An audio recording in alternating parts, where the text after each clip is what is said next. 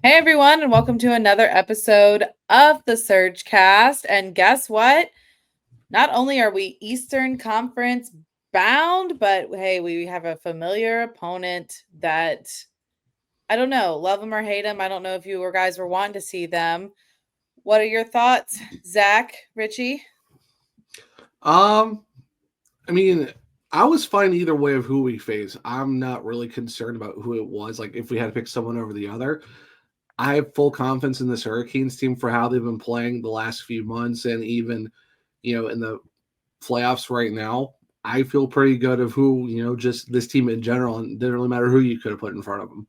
You could have put the '06 Canes in front of them. I probably would have been totally fine with this team. So that's just how confident I am in these guys so far. I was hoping Toronto just because you saw what they did in game seven. They easily would have done that versus us. But Fishy said it in his press conference today. To be the best, you have to beat the best defending cup champs. So that's what's going to happen. Mm-hmm.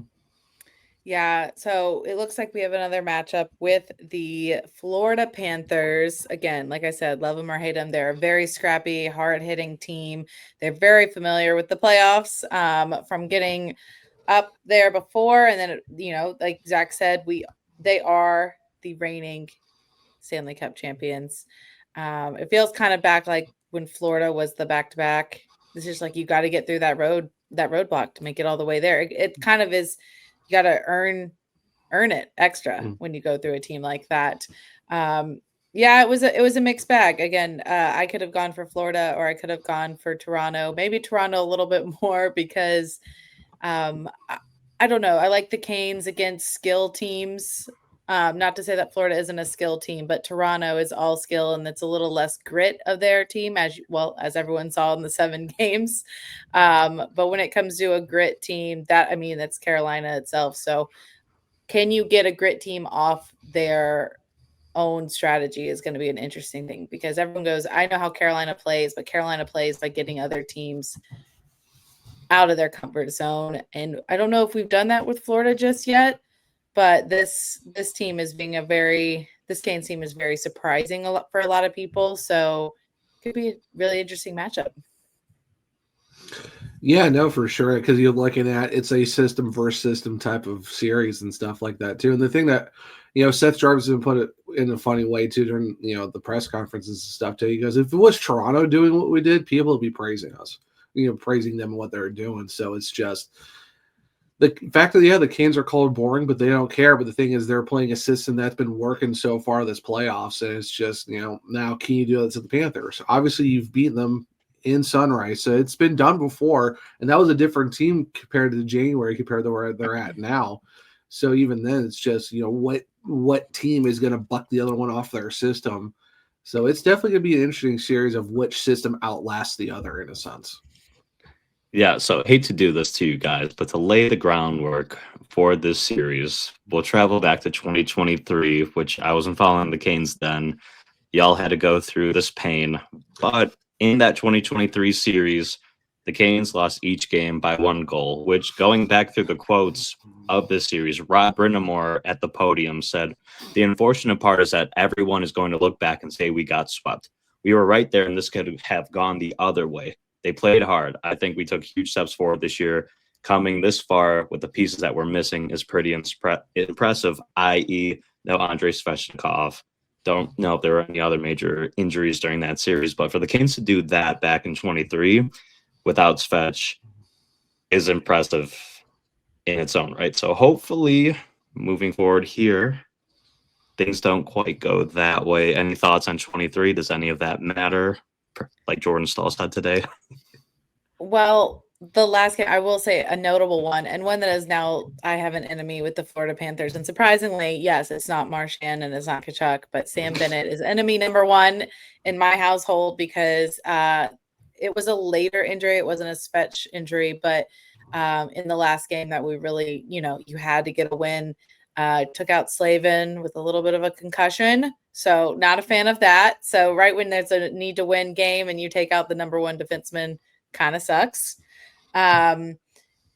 It's I understand why everyone gave Rod, especially outside of the Canes, gave Rod such a hard time for that quote. because he's not a man of pretty words. So he was very straightforward. And a lot of people were like, well, but it was a sweep. But the difference is like you just saw the Panthers, like what they just did to Toronto, and you'd seen them previously in 2023, what they did to other teams. Like they can run up the score 5-1, 6-1. Like they can just bury their opponents down in the ground. And for the Canes, they literally only got beat 1-0. And to start the series with a game of multiple overtimes that was literally decided by one goal, and that just kind of set the tone for the rest of the series, is they would be neck and neck, and then the Panthers would break through with one goal, and then that would be the deciding factor. It wasn't like they ran the Canes out of the building. It was just the Canes could not get that extra bounce. They couldn't get that lucky hit. They couldn't get like past. They got goaltended a little bit because playoff Bob is its own thing, as we were seeing with playoff Freddie.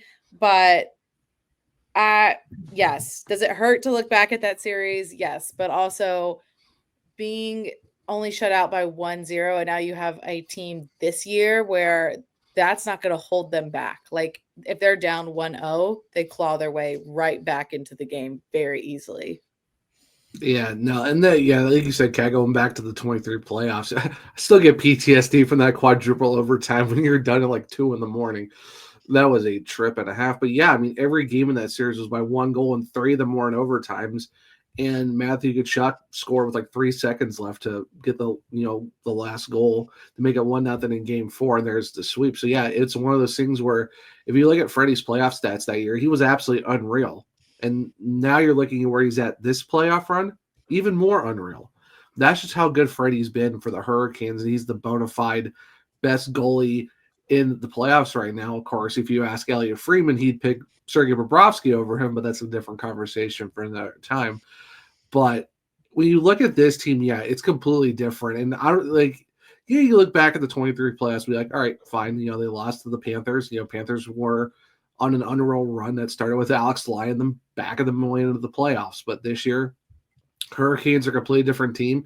They've won on the road. I know we're going to talk about it a lot, but it's just, you feel this team has something a little extra in them. There's a little bit more of a good vibe, a good mojo, whatever you want to call it. There's just something special about this team. You're kind of like, okay, in a year where people thought they weren't going to do very much, and then the whole Mikko Rantanen thing happened, and look where they're at now. The top 4 teams in the entire league are out, and who's still one of the 4 remaining? A team that everyone thinks is boring, and they're still here doing their thing.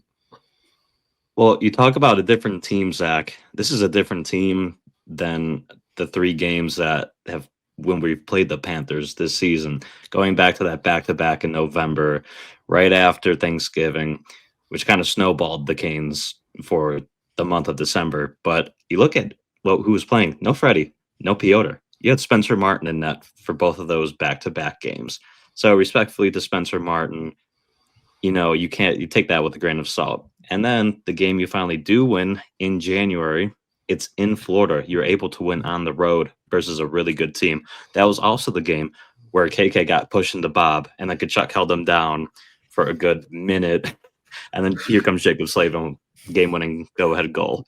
So that was quite a time. I realized Ghost was out for that game as well. Mm-hmm. So we're able to win when not fully healthy in Florida versus a really good team. But even then, that was January. Mikko, not even on the roster or off the roster since. So we'll touch on it here in a second. Like you said, it's a different team, and I think a more confident team because they don't have that pressure. Like you look at what Tkachuk said about Toronto and Marchand, what Marchand said about the pressure with Toronto and their fans. People had the Canes missing the playoffs this year. No one thought about the Canes, so I think that's really energized them to play a little bit more freer because they don't have that weight on their shoulders this season. Yeah, there's a couple of things to note with the Canes now than the Canes even just as you were saying, the earlier part of this season is that November. So that's without either one of your main goalies. No offense, Spencer Martin did great for us, but that was like Piotr had just gone out and everyone was like, well, we'll see how we go. And that was a less unified Canes team. That was where they had started to fall apart a little bit. They fell off. They couldn't find the back of the net. Svetch wasn't playing well. Honestly, nobody was really playing. Jarvis was doing his dang best, but like you can only do so much. And so looking back at that, and you're like, okay, just like we said with Washington, like they were seeing a Canes team way earlier in the season that wasn't what they were now. And so a couple things to note of the Canes team that's going to be facing Florida this Tuesday and Thursday is you're going to have Svetch. You didn't even have him last time you played Florida, but you're going to have a playoff Svechnikov. That's big. That's really big. He's been having a great playoff. He's going to love this. This time you've gone through a very physical team in Washington, and you've like, it's not just, okay, we can get through the skill, but you can get through the physicality of it and keep your game going. And even honestly, we out hit them. That's what a lot of the media was saying when we were talking about Washington, is that even though Washington was being physical and that the Canes had puck possession most of the time, they were actually out hitting Washington. And to out hit while having puck possession is not quite that common. So you've got that experience of playing a little bit of a hard-hitting team, and you kind of know this Panthers team. They've added a few more pieces, but it's a pretty similar team that the Canes have seen before. And you've got that win under your belt where you have beaten Bob, and you look at it there where it's that 3-1. That game was, again, these two teams, they are like neck and neck, and it takes one thing to break and one team to just go on and take it, whether it's 2-1, 1-0. Just they're not as big scoring goal like games as we've seen in these playoffs. And honestly, taking away from that as well is you want Florida to get in their heads. Florida does really well at getting in the heads and getting under the skin of other teams. Well, that's what the Canes can do, and that's what they need to do back to Florida, because that's what they did in that 3-1 where they got Tkachuk to get a little too much into his game to the point where it hindered his own goalkeeper. I mean, you have that. You've had Wilson in the past pushing our player into his goaltender. Like, you got to get the big guys, the big irritants, so out of sync that they're actually causing disruption in their own team instead of your team.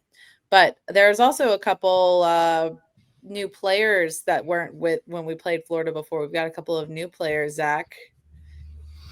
Yeah, when you look at, again, Logan Stakoven and even Taylor Hall too, later in that month, and also Mark Jankowski, those are some big boosts to that roster. So now you're adding an MVP like Taylor Hall, who signed a contract extension. You get Logan Stakoven, who really fits this system well. He's kind of just meshed well with this team. Mark Jankowski, I mean, who could have thought that he was going to have an absolute ripper to start coming into Carolina? That's definitely helping out too. And I think as well, you got a healthy Shane Gostisbehere, who's been playing really great hockey in the playoffs. You're looking at Sean Walker, who's even having a better playoff too, seeing his transition throughout the season as well. So even looking at January, you could tell it was kind of there, but now you're like, okay, this is the Sean Walker the Hurricanes went to go get for. So you're seeing a lot of the components of like guys getting used to the system and all the new guys they brought in late January at the deadline. It's like you look at this team, and even, you've got both of your goalies back too. There is a lot of different the differentiation of looking at the Hurricanes and then to now is really telling in the fact of where the Hurricanes are at. Like, they got to the conference final quicker than everyone. They did it in 10 games. I think that's probably the fastest a team's ever made to the conference final.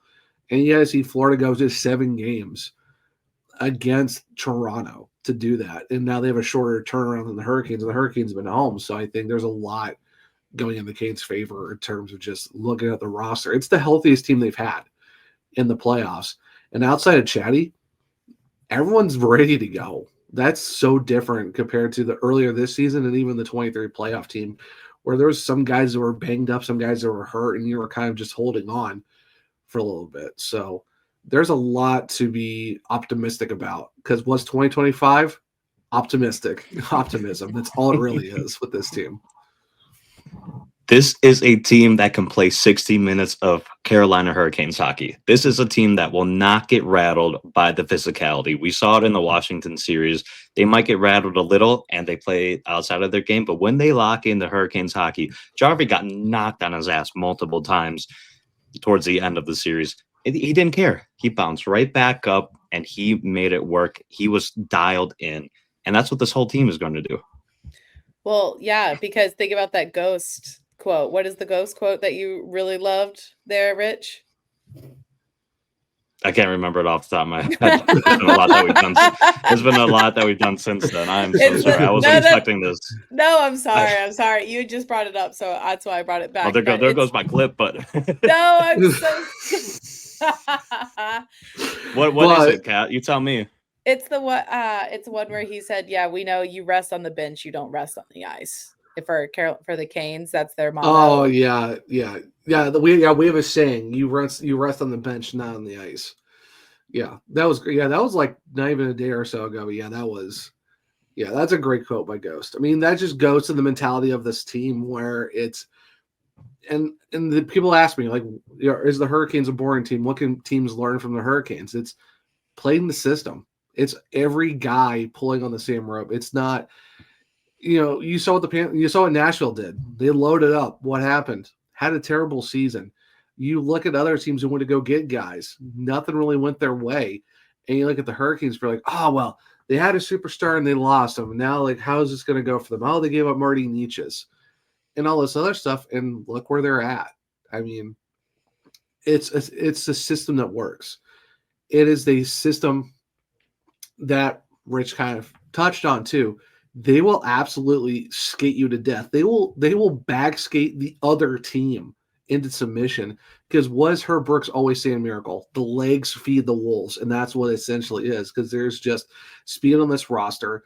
They are puck hounds. If they don't have the puck, they're going to come to you. They're not going to wait for you to come to them. And that's the thing with Carolina and the fact that their structured system works brilliantly. If every guy knows their role, and Taylor Hall even said it too. I like playing for Rod because he tells me what he wants me to do, and he leaves me alone and lets me do my job. And if I'm doing my job, I get more ice time. It's pretty simple.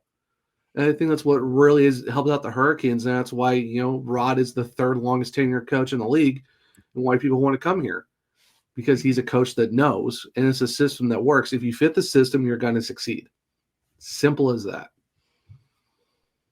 Well, it really helps too when your stars are performing the way that they should, i.e. Andrei Svechnikov, unbelievable. Freddie Anderson has been playing insane, which really leads me to asking y'all, whether it's for the Canes and for the Panthers, who are those people that you're eyeing in this series, the impact players? For me, I'll start with the goalies because y'all were kind of inhibited by him in 23. Again, sorry to bring up old wounds, but playoff Bob. Can Freddie out playoff Bob in this series? Because Freddie's been playing lights out. We've talked about it when the playoffs started. You need your goalie to steal some games. If Freddie is able to do that for you, then the Canes have a great shot at winning the series because Freddie, best goalie in the playoffs so far. Bob about number 5 in save percentage currently of goalies in the playoffs. So that's still going to be a challenge. But if Freddie continues to play the way he has, I think that is a huge difference maker. Yeah, honestly, like I said, the previous matchup, goaltending was a big thing. And that wasn't even super prime Freddie. Like that was Freddie coming in and like he'd kind of been off and on that season a little bit. But now you've got Freddie who's got this playoff kind of under his belt now and he's settled into a groove. And if you have him match up with Bob, I love that matchup because then you're seeing two of the best goaltenders really go at it. You're seeing two very physical teams really try to bully each other off the puck. I think it's going to be a different matchup. Like you're facing a similar opponent, but the matchup is different because the way the Canes are so honed in and like everyone's like, again, like Zach was saying, boring hockey. Well, boring hockey is sound hockey. You're playing defense. You're playing up and down the ice. Your goaltending is on top of it. It's next man up mentality. We're healthy. We have one guy that dropped down because of injury. Okay, that's fine. We have like 3 other defenders we can call up and like no one's going to be worried about them filling in a role. So I really like this matchup, honestly, as much as I really was like, all right, I'll take Toronto. That's fine because, Toronto, the more the pressure, the more they seem to crack. And Florida really thrives in it. This is going to be a very hard fought Eastern Conference final, but I think this Canes team is up to the task, and they're going to really push this Florida team to play their best hockey too. And that being said, what are do you have a couple of Florida players to watch for the ECF, Zach? Yeah, I would say you got to keep your eye on, Barkov. He's their main leader for that team. Definitely someone to keep a watch out for, because he will, he's a good way of getting the puck off of your stick. He's not afraid to throw bodies. He can shoot the puck very well too. So that's someone you need to watch out for. And I'd say even someone who's been kind of who's got some sneaky pop as of late, that's kind of surprised a lot of people, is Seth Jones. Who could have thought this guy was going to come out of nowhere all of a sudden, decide to actually start playing some good hockey once again, like he did in Columbus? But he really bit the Leafs in the last couple of games of that series, especially in Game 7. So I would say you got to look for the sneaky blue line to do that. And just going back to the Canes real quick, of like who I think is going to be someone to watch out for Carolina. You got to look at the defense too. I talked about Seth Jones. You got to look at the Canes defense. And I got two names. Jacob Slavin, because it's Jacob Slavin. He's the best defensive defenseman in the NHL. And I don't know how he's, it's good to know the fact that people still think that he's, should be in for the Norris conversation. I don't know why he's not for the Bing again, but that's a different conversation. But I would say another guy to watch out for, and I've been praising him all playoffs, and I'm still going to keep, jumping on that train and leading that charge. Sean Walker, if he can keep doing what he's been doing on that third pair with him and Ghost, or it's probably going to be him and Walker, or him and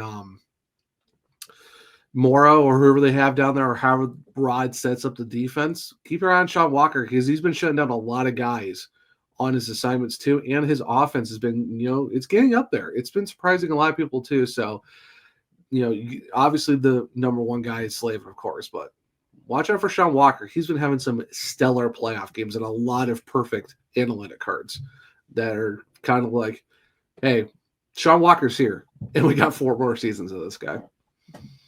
One more Panther I want to bring up, their newest acquisition, Brad Marchand. Has found the fountain of youth. And then just adding his, like, what an unbelievable pickup of terms of rattler guys that are going to get in your grill. They assembled an all-star team of those guys. But Marchand has tied for 7th most points in the playoffs. So I think if he's able to be a very effective, savvy veteran, he make a little bit of noise in this playoffs. Also, Sam Bennett tied for 4th in goals in the playoffs. So they might make a small impact too. But we'll see. Shout out to home ice, though. That's the one thing I'm very thankful for. Home ice. So Lenovo should be rocking for the Canes. I think that makes a huge impact in the series too. I will say this, though, Rich. We had a home ice in 23 as well. Doesn't really matter at that point. So I get what you're saying, but it's kind of like, at least the kids were on the road. It's completely different. We saw last year and in 23 as well. So, but we'll see. I think we should still. This is my plea too, that all Caniacs though, is that you really should try to help with the home ice advantage as much as possible, because even Kachuk said, he literally had a quote of saying everyone hates to play at Carolina. Like no one likes to play it because of the Caniacs, because of how loud it is. It's a really big, or he said, I don't think anyone enjoys playing at Carolina.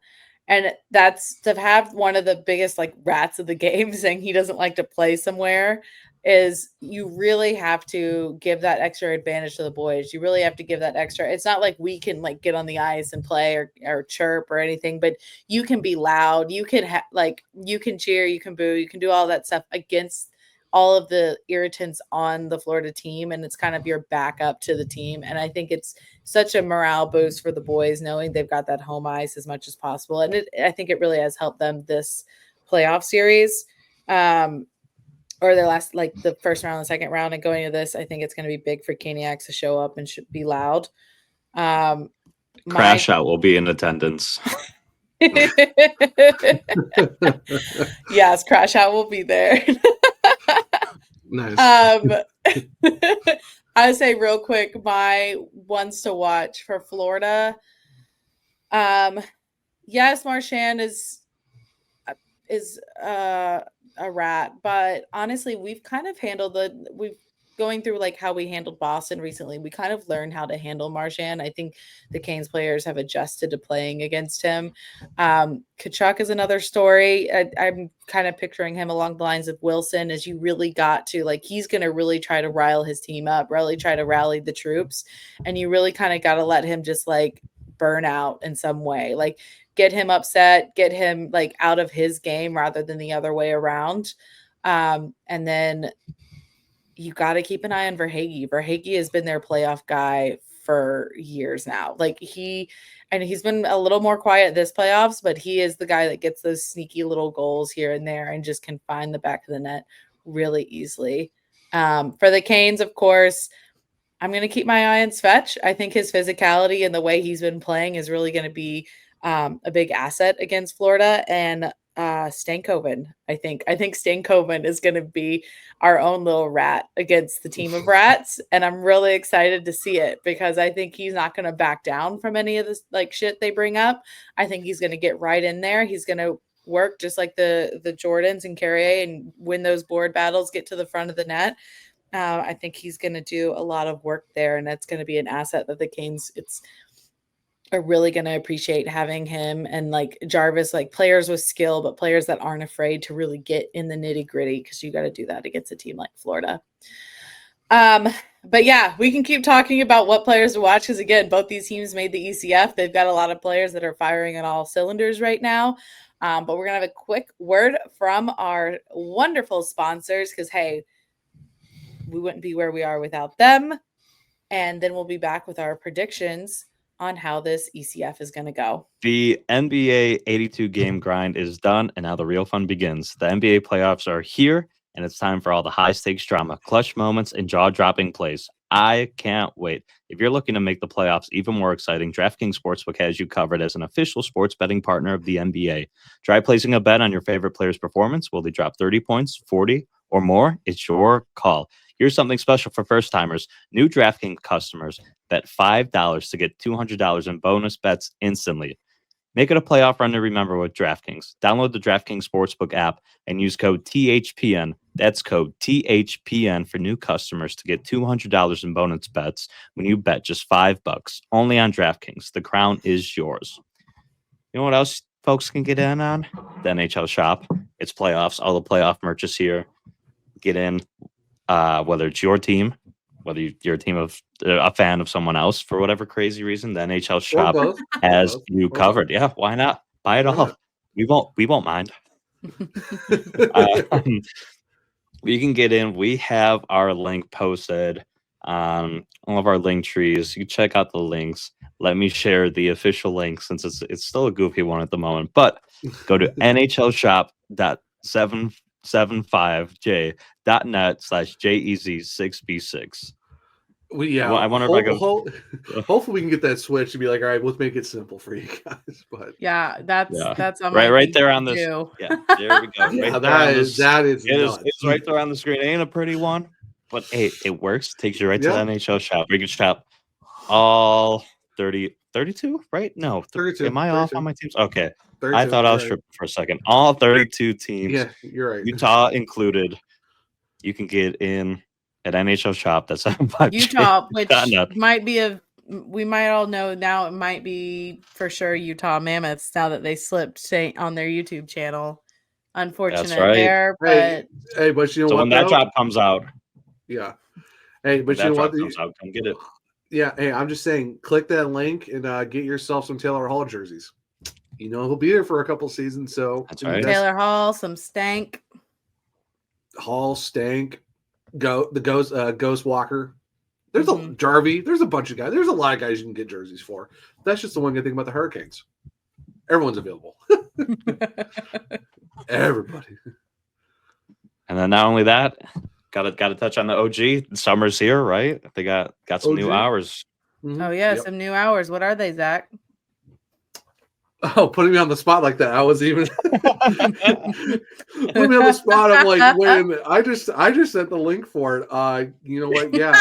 Primo X Hockey, He new said hours coming for to his- you soon. For his group project, he's like, here's the link to my research. Oh, you need me to actually tell you what okay, Yeah, let me read the link. so Mondays 10 to 6. They are closed on Tuesdays, but Wednesday and Thursday is also 10 to 6. Friday as well. Saturday is 9 a.m. to 3, so a little bit shorter hours. Make sure to get in. And then Sunday, just 5 hours. It's 1 to 6. But hey, you know what? Go support those guys. They're absolutely amazing. They're season ticket holders, and they're just a great group of people. Been with us since even before episode 1 was even out. So yeah, Primo is the absolute best. Love those guys. Looking for anything, they got it. Just I mean, they're with 15 minutes from the arena. They're right with- there. And with the new rinks that just opened up in Cary, all of their stuff probably come in handy. yes. Apex, yep. Apex. Oh sorry. yeah. They do have outdoor. They have outdoor pucks, and they do have stuff for rollerblades. So if you want to get your blades on, they got you. They got you with the hook up on those wheels, and they're pretty nice too. They're pretty clean and outdoor sticks. And if you need visors, if you need helmets, they got them too. Everything you need, they got it. Plus, their merch is sick. How can you not love it? Plus, if you're tailgating, they got some amazing koozies. I'll tell you that much. All right, welcome back. As always, thank you to our wonderful sponsors and THPN, our wonderful network, as well, for doing everything for us and like really promoting and helping us go along and give you great Canes content week to week. But we're back, and let's talk about some of our and wrap it up with a couple of our predictions for the ECF. Let's start with the paid intern. What are your thoughts? My thoughts are this is not 2023. This is not November with Spencer Martin. This is right here and now where you have stars scoring, you have a hot goaltender, and you have a team that is playing 60 minutes of Carolina Hurricanes hockey. When I first saw Florida, I was leaning towards the Panthers. But based on everything I said, I've come back to the Canes. Like you said, Zach, it's a year of optimism. I feel like we've been the only optimistic group of Canes supporters this entire season. So I'm riding with them because, like I said before, they have no weight on their shoulders. There's no pressure. So I think they take full advantage of that. I'm going Canes in 7. All right, Zach, what are your thoughts? You know what? I mean, there's just something different about this team. I've been banging the drum of just the goaltending pretty much all season, and I think that's still going to be catching on strong. A lot of guys are scoring they need to. Outside of William Carrier, who's played every game, he's the one who hasn't had a point, but hey, he's doing his job. That's all that matters. Up and down this roster, guys are doing their thing, and that's where I think a lot of people are like, how come they don't have those breakout guys? They do. They're up and down the entire lineup. Just go look at what this team has done. So I think the depth is a lot stronger with this team. And the way Frey's been stealing games and the way this team has been stealing games and everything they've done so far to get to the conference final in 10 games total. Do I think they're going to go for the trifecta of going 5 again? I don't see that happening. I would love to see that, but no. But, however, I see your 7, Rich. I'll beat you with this one. Canes in 6. They're going to get it done earlier. Kat, how are you feeling? I see both points. And I think due to home ice alone, I'm going to also go Canes in 6 for the year of optimism. Wow, Zach had Canes in 7 versus Washington. I am shocked by this. You know what? You had in 7 versus Washington? Yeah. I said 7. Yeah. I said 7 because the way Washington was all season, I thought, okay, this might be a tougher series. But Canes decided, no, we're going to finish a lot sooner. So I'm like, all right, I see you. Bet. How about this? Canes in 6. So I would like to say 5 again. I would like to say 5 because I got 5 right the first time against New Jersey. However, we're going to go with 6 because it is Florida, but I think the Hurricanes are going to steal one, and they're going to rip the hearts out in Sunrise to make it to their third Cup final in their first time since 2006. I feel the least optimistic of the group now going in 7. But we still have. I'm just optimistic with it starting at home. I'm hoping we take both of our home games. You steal one on the road, bring it home, and then you steal another one on the road. I am curious how Florida's travel schedule going from Toronto straight to here, finishing a game 7 will impact them. We'll find out Tuesday night, but I'm really interested to see if Florida comes out flat or if they come out just in pace like they were before. In pace, or if the Canes come out flat from all their rest. You don't know. It's like it's both can be good or bad. I mean, they had rest going into Washington. They won game 1, so not really worried about that. And they've won 3 times on the road. A lot more than they did the playoffs prior. We've won more games this season so far yet, too. Well, I mean, all right. So we've all got the Canes winning. Shocker, I know, for a Carolina Hurricanes podcast. Is it going to be 6 or is it going to be 7? We don't know. You got to tune in for the next couple of games. Again, the schedule will be the Canes will host the Carolina Panthers. Look, I've already done it. I've already done it. Do you work for ESPN? I apparently do work for ESPN. Oof. Sorry. I've said the 2 words so many times. And, okay, as a Carolina person, though, like it's a lot more like, okay, it's going to slip for me because I've probably said it more than ESPN ever has. But I'm 1,000% keeping that in. That's fine. That's fine. Anyway. Now I don't want him to do the mistake again. We are going to be playing the Hurricanes and Panthers, yes. The Carolina Hurricanes will be hosting the Florida Panthers Tuesday, May 20th at 8 o'clock. Oh, we've got all the late start times. I love it. They're all 8 o'clock just to save you from having to repeat it. Yeah. They're all 8 o'clock, and they're all on TNT, True TV, and Max. Yes, and so they'll also host on Thursday the 22nd, and then they will be at Florida for Saturday, May 24th. And hey, we've got another holiday. We had Easter, now we've got Memorial Day. Monday, May 26th, Carolina will be at Florida again.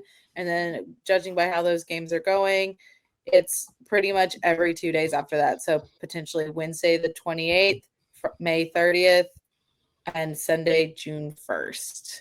So hopefully we'll be celebrating the paid intern's birthday, not having to stress about hockey anymore because the Canes will have won in 6. Otherwise, we're going to be stressing game 7 during his birthday.